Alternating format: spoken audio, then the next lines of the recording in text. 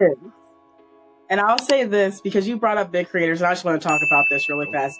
The big creator versus small creator thing really fast, okay? Just create content. I literally made a video telling people I just want you to create content because at the end of the day, I just really need you guys to know that some of the big creators are big creators because ad dollars are put behind them, not because their content went viral by itself, okay? It was paid to be viral. So I just want you guys to know that just create content, be your authentic self, because that's more than enough. Doesn't matter if you're small or you're big, you're just a creator, and that is amazing because we need it. Yeah, exactly. And I'm a big advocate of don't just say you post videos in your spare time. No, if you want to be known as a creator, if you love creating content, start referring to yourself as a content creator. Sure, you've got 249 followers. So what?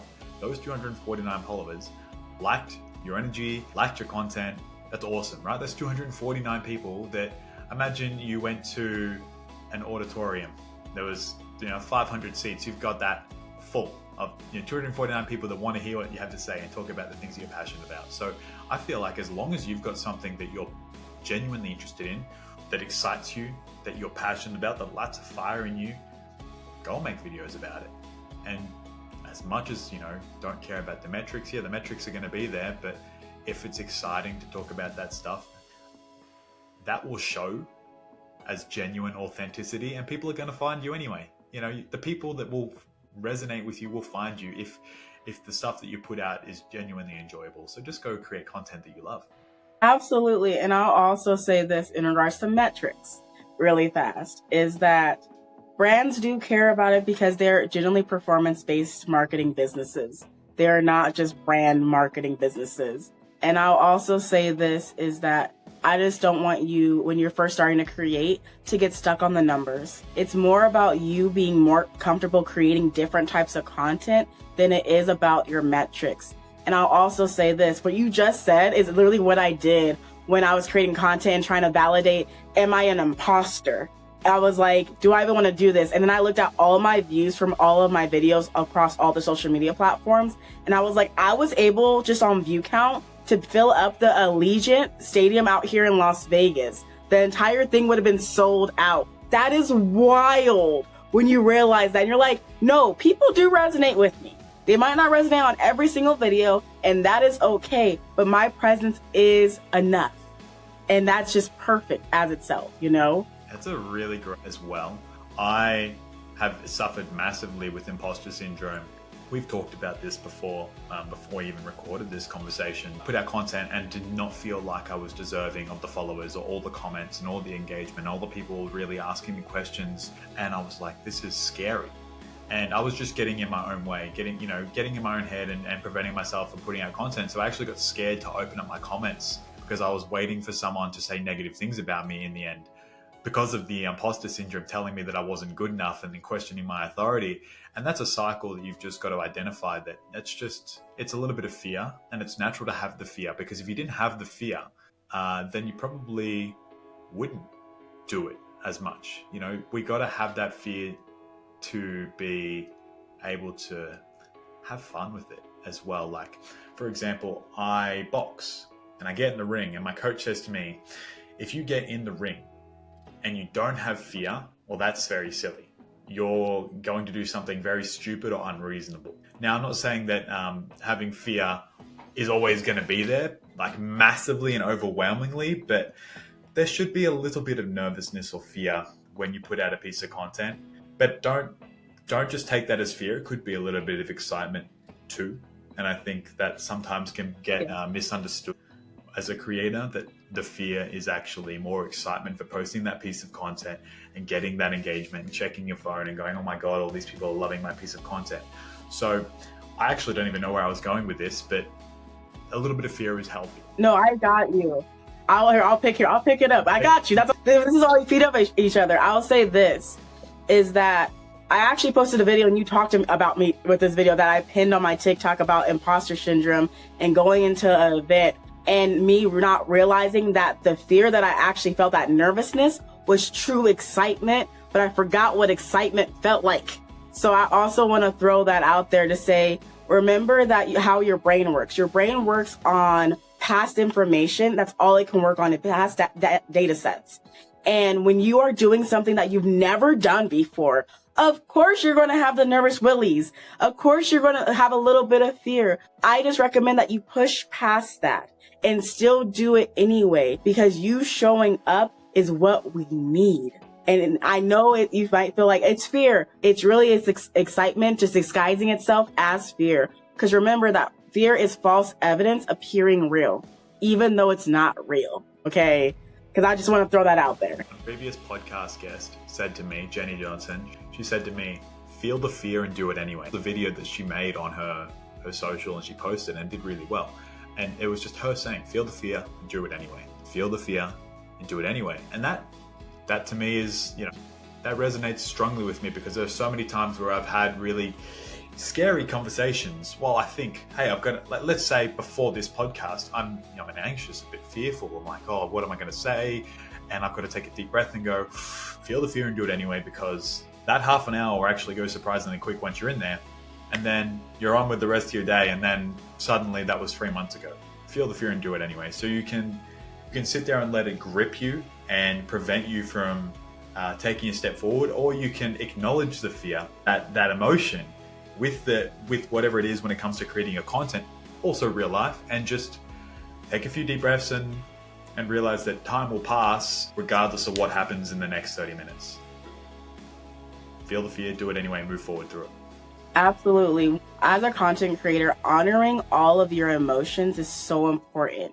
I teach this in Affirmation Station Show, one of my podcasts, that the fear, the emotions is just the background music of your life story. And yes, you are the main character. No, you're not the side character. And there's nothing wrong with like the Jaws music if it's like one of those scary moments, or a really like upbeat tune because you're about to it's that great day of being alive. You just woke up and you're excited. It's that exact same thing. Those are your emotions, and they are all super, super powerful. And that's why people love us as content creators, because we're able to take that information, take those emotions, make content where people can feel it. That's why they love it. And when they feel it, you can actually heal it. Whatever that is, if it's a trigger that's good or a trigger that's not good. But if you don't feel it, you can't heal it. And that not feeling allows you to get sicker than you want to be sick in your mind and in your body, because your emotions stay trapped in you. What's your message around self-doubt for content creators? Because this is, the imposter syndrome and maintaining the challenges of self-doubt. I've expressed that I've had a lot of self-doubt when putting pieces of content out. Well, who wants to listen to me? Why would anyone want to listen to me? Why would I go on this podcast? Nobody's going to care, for example. I've managed to work through that, regulating my own thoughts and feelings, but then it will still come and present itself at a point in time. How do you manage your self-doubt? Are there things that you say to yourself, or a routine that you take yourself through when you're challenging your own self-doubt? I will say the first thing that I do is I have awareness that I am being doubtful in that moment. That's the first thing. The second thing is I say, I'm sorry, please forgive me, thank you, I love you.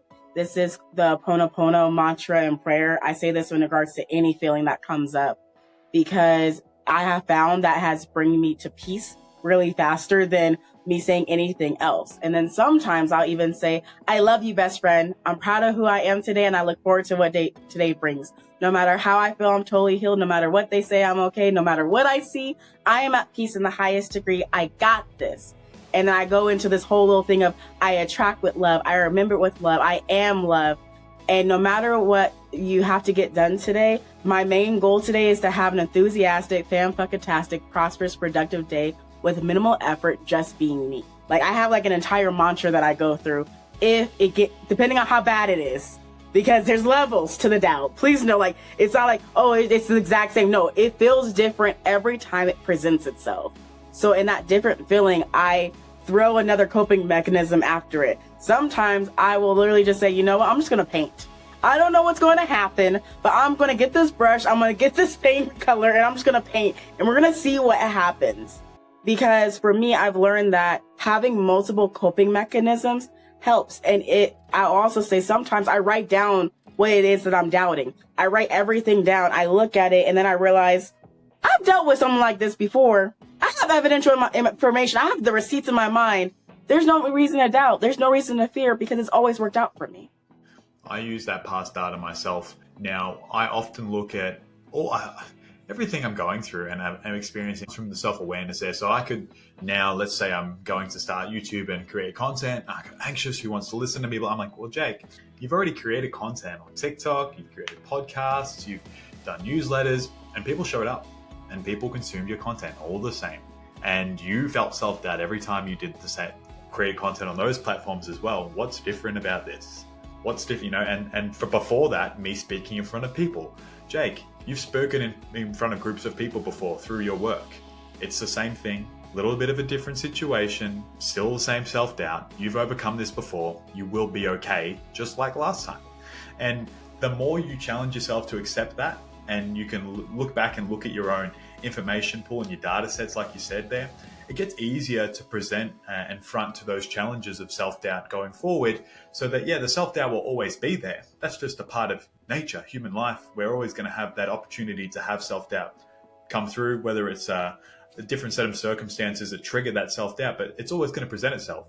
It's just how you realize that you do have the skill set for it and how you can recognize when it's happening and pull yourself back to where you want to be. So I think I'm taking a bit of ownership of that. You've been through it before. So important as a creator when putting out content, because if you can't manage the self-doubt, you'll eventually just stop creating content. And if that's the thing that you love, if that's the thing you truly love, why would you let a little bit of self-doubt stop you from doing the thing that you love? Absolutely. And I'll say I've run into creators that have given up on their entire pages and they can't get it together. And I talk to them and they let me know what was going on. And I'm like, you realize every time that you showed up, I actually was super happy to see your content.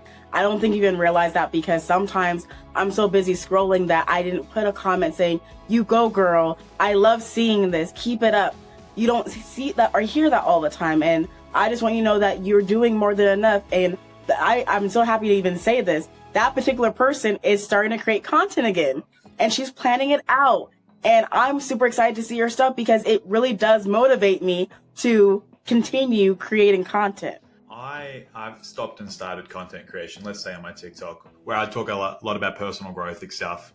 Over time, that what I've wanted to put out has changed as I've gotten more deeper down the rabbit hole content out. But I'm like, what do I want to put out? And then I get stuck in this bit of a rabbit hole. But then I eventually come back. I'm like, no, I can talk about this stuff. And I put out a couple videos here and there and post about something. And then someone will go, I haven't seen you in ages. It's so good to see you putting out videos again. And it's like, well, why haven't you been saying this all along? But just because someone doesn't leave a comment doesn't mean they're not watching. Someone just leaving a like, that simple little piece of engagement, that means they've consumed your video and enjoyed your piece of content. If you're getting more and more views in your content, but even though your engagement statistics are low, let's say you got 10,000 views, but you only got 100 likes and maybe 3 comments. Yeah, look, that's not, the metrics aren't amazing. Hey, you got 10,000 views. Why did you get 10,000 views? But because people were interested in what you had to say and resonate with your content. And because that happened, more and more people were pushed to see that piece of content. So even if you're getting metrics that aren't pleasing to you and your views are still going up, that means you're still creating, people are engaging with your content, people are liking your content. It's just how you look at it. So you could look at it in 2 ways and go, I got 10,000 views, but only 1 person commented. This sucks. Or you can say, I got 10,000 views. 10,000 people viewed my content and liked what I had to say. That's awesome.